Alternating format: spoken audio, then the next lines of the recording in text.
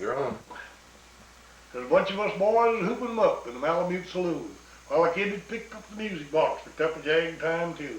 In the back of the bar in the solo game sat Dangerous Dan McGrew, and watching his luck was his light of love, the lady on his loo. When out of the night, which is 50 below, and to the din and the glare, some little miner fresh from the creeks, dog dirty and loaded for bear. He looked like a man with one foot in the grave, while he had scarcely the strength of a louse. So he opened up a bag of gold dust on the bar and called for the drinks to the house. No one could place the stranger's face, for we searched ourselves for a clue. But we drank to his health, and the glass to drink was Dangerous Dan McGrew. There are men who just somehow grip your eyes and hold him like a spell, and such was he, and he looked to me like a man who had lived in hell, with a face most hair and a dreary stare of a dog whose day is done. And he watered the green stuff in his glass, and the drops went down one by one. Then I got to watching him and wondering what he'd do, and I turned my head, and watching him was a lady to hold his loo. And his eyes, they went wandering around the room, as if in the count of the days, till at last the old piano fell away of his wondering gaze. The ragtime kid was having a drink, there's no one left on the stool, and the stranger, he stumbled across the room, and flopped down there like a fool. With his buckskin shirt all glazed in dirt, he stepped and I saw him sway. And he clutched the keys with his taloned hands.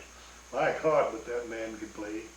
Was you ever out in the great alone, when the moon was awful clear, and the icy mountains hemmed you in, with a silence you most could hear, with the lonely howl of a timber wolf, and you camped there in the cold, a half-dead thing, in the stark dead world, clean mad for the muck called gold.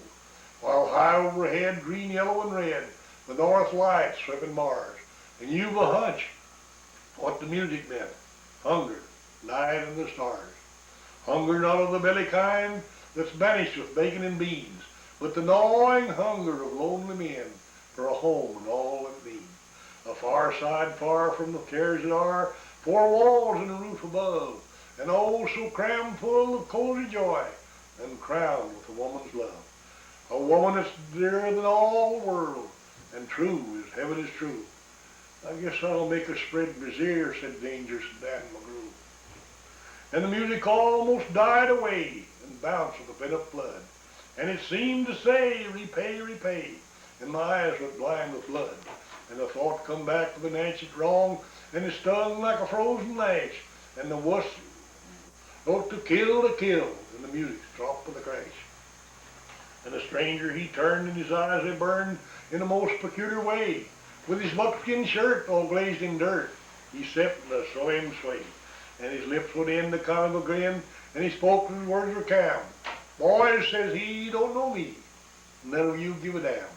But I wish to state my words are straight, and I bet my poke they're true. There's a man in this house that's a hound of hell, and that man is Dan McGrew. Well, I ducked my head and the lights went out. Two shots rang out in the dark, and a woman screamed and the lights come on. Two bodies lay stiff and stark. Pitched on his head and pumped full of lead lay Dangerous Dan McGrew, while the man from the creeks lay clutched to the breast with a lady to hold his loo. These are the simple facts of the case, and I guess I ought to know. They say the stranger is crazed with hooch, but I'm not denying it so. I'm not so wise as these lawyer guys, but strictly between us two, the one that kissed him and pinched his poke was a